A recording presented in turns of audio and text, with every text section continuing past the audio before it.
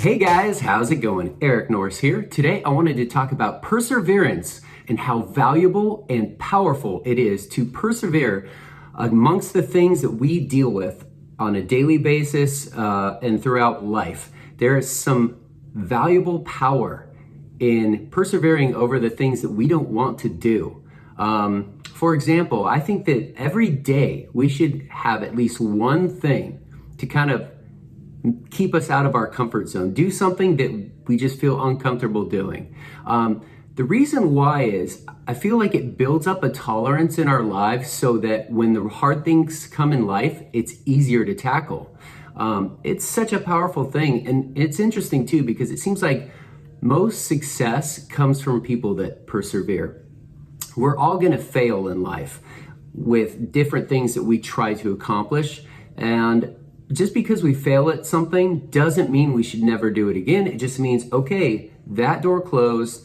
This is the reason why I shouldn't take that route. What did I learn from it? And that's the key. You want to learn from every single mistake that happens in our lives so that we can take that and turn it around and use it for the positive and to greatly benefit our lives. And so, perseverance. It's such a powerful thing. I feel like as Americans, we get very comfortable in our day-to-day kind of like, it's very easy to sit on the couch. It's very easy to get on the computer and veg out and chill for hours at a time.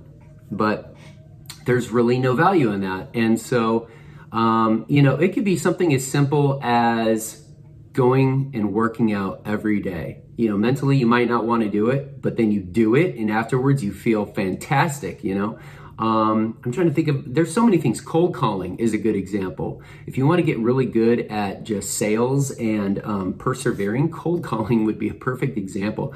I hate being on the phone personally. And so that gets me out of my comfort zone. Every time I have to make a phone call or every time I'm waiting for a phone call and have to receive and talk, I'm a texter, so I love that all day long, but I have to take the phone calls. I have to answer. I have to make those calls. So there's so many different facets of persevering, for instance, for me, I think most people think that, Eric's in a comfortable spot in life where, he's done well with real estate. And so he doesn't, he's got that financial freedom basically, which is awesome, which I do. But it makes me all the more reason to stay on top of persevering because it's so easy to get comfortable and just sit back and go, you know what, I'm doing pretty good. I don't need to, I can wake up later in the day. I can, slack off on some of these things, but there's no reward in that, Even if you have financial freedom, you still need to have a regimen every day. You should get up early at a certain early time every day and, do that exercise routine, eat healthy, make sure that you get enough sleep. But perseverance is a very powerful thing. Some of the most successful people are successful because they simply kept going. I think of a lot of bands that I know of. The reason a lot of bands and like businesses, the reason why they're so successful is because they failed but got back up and kept going. There's a saying, I'm gonna botch it, but maybe I'll just create my own version of it. But it's basically, if you fall down 100 times, you need to get up 101 times. If you fall down, you just got to get back up. It's like that stupid Chumbawamba song that I hate so much. I get knocked down, but I get up again. Oh, that was one of the worst songs. I remember when that came out, I was like, how did this even get to the radio?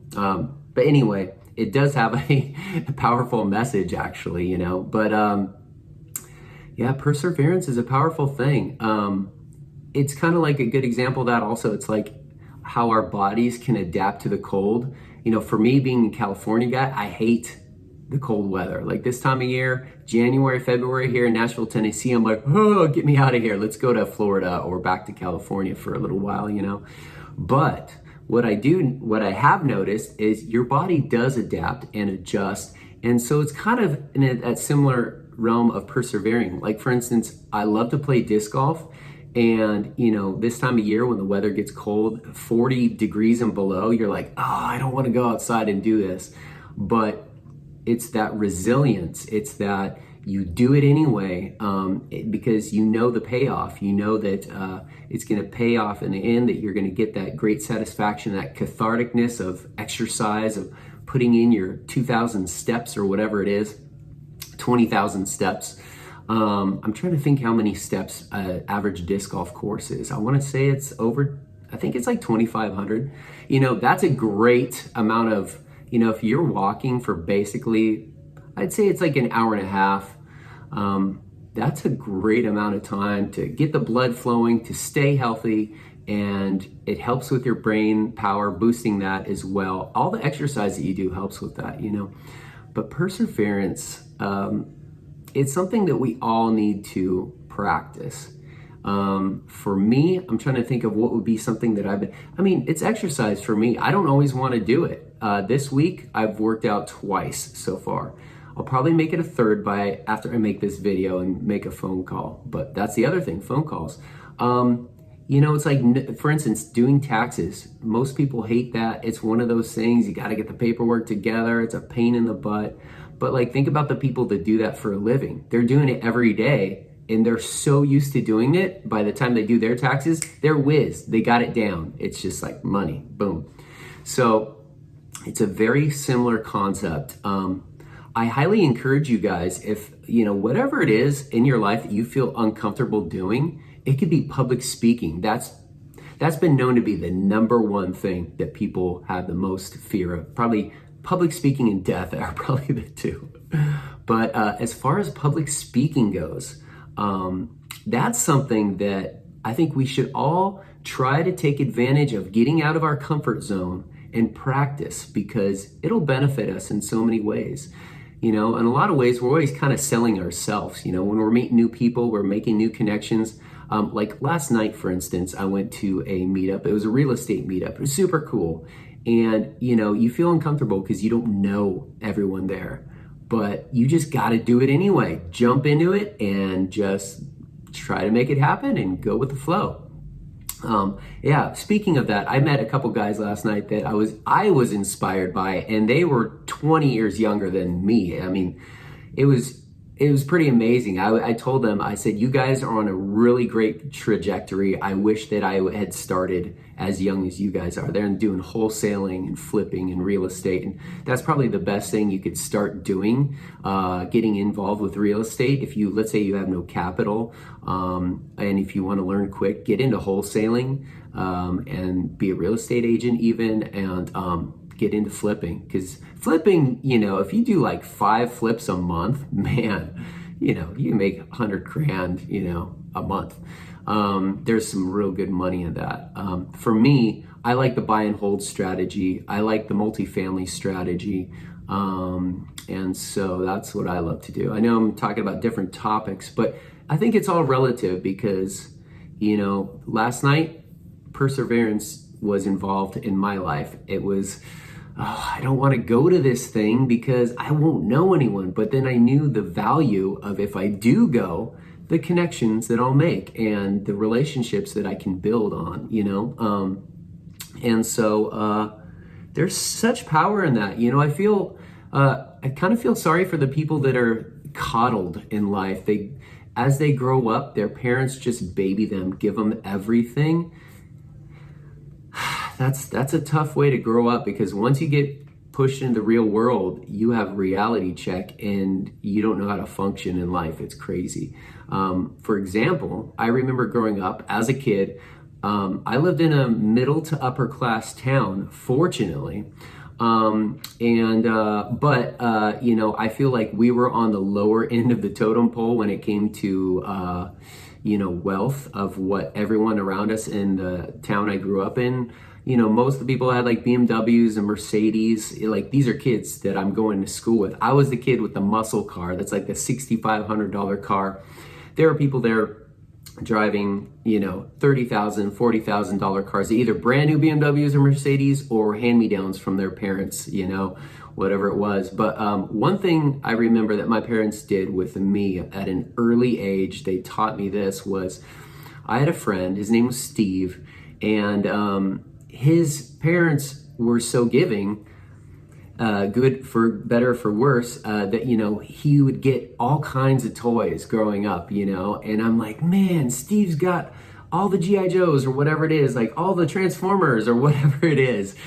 And I wasn't jealous. I was like, hey, mom, hey, dad, I want to get some toys too. And my mom, I remember telling me at an early age, she's like, Eric, if we give you just everything that you want, you'll never appreciate those things later on in life. You need to understand the value of the dollar, the value of, you know, waiting till Christmas, let's say, or if you're doing chores, you can be rewarded. There needs to be incentive, right?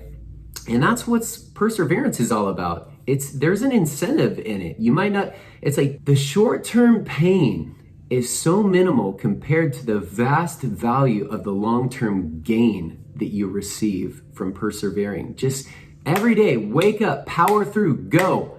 Don't stop, you know? You fall down, okay, that didn't work. Get back up, keep going, just keep going. Like, that's so valuable. That in itself. It's interesting when it comes to, let's just take music, for example, musicians in bands.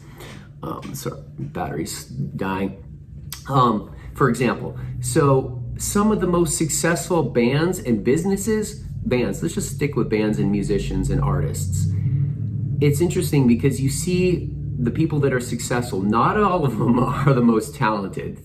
Like, you wonder, how did these guys ever make it? This is a joke. This is absurd. But it's because they might not have been the most talented, but they had the most perseverance. They had the most drive, you know, and that's really important to have. For someone like me, for instance, you know, I've always been very passive, and that's not necessarily a good thing. So that's, you know, something I'm working on is, you know, always trying to create some ways that I can persevere every day. And one of those things is a call that I just missed as I'm doing this video. I got to return a call. I have an opportunity to possibly be on Grant Cardone's a TV show called Real Estate King.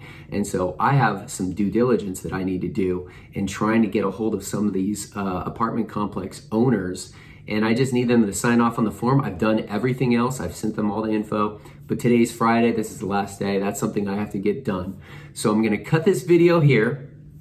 And I hope you guys find value out of this. I hope that there's some takeaway that you can take from this and add to your own life, that you can go, you know what? Perseverance is such a highly valued thing that I need to take advantage of. And so whatever it is, get out of your comfort zone, do something different that you don't normally do every day. It gives you more of a well-balanced life, and it gives you more of a ability to succeed even further, because when you do all those hard things consecutively, everything else seems so easy. So with that being said, Eric Norris, hope you guys have a great day. Please like, please subscribe, and go persevere, baby. Let's do this.